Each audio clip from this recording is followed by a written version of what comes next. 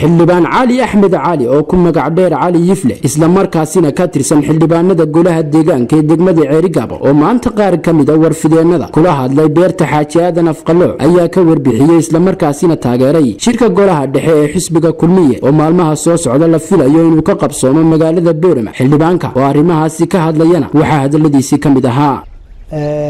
marka hore waxaan mahad celinayaa qolyihiinan TV-ga aasha ay weydiisaan haddaan u imaado shirka xisbil xaakimka waxaan u aragnaa inay tahay habka dowladnimo ama shuruucda axsaabtu leedahay ama haddii ebedekeeda leeyahay waa shirweyne cid waliba qabsato waxaana ka mida qorshaha gobolada dalka in sanadba mid lagu qabto.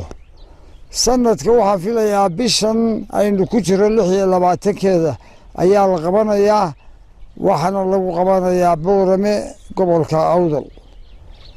aniga iyo inta la midka taageerayaal iyo xildhibaan ah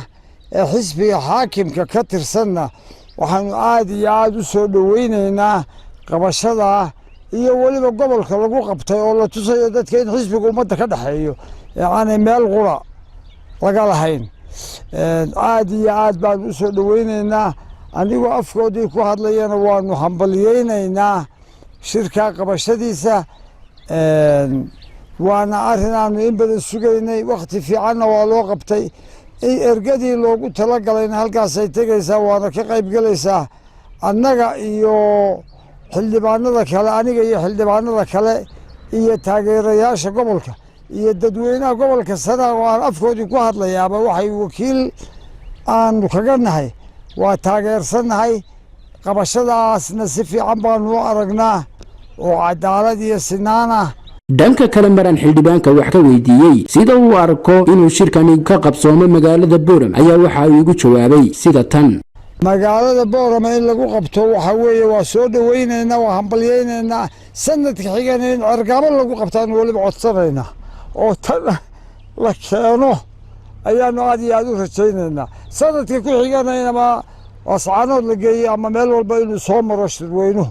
ummadda reer Soomaaliland waxa weeye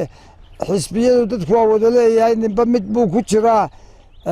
mid walba waa soo dhaweynaynaa tallaabada wanaagsan uu qaado waa ku soo dhaweynaynaa. Warsame Cabdirashiid Aadan Warsame Kaafi Sunna News TV Ceerigaabo.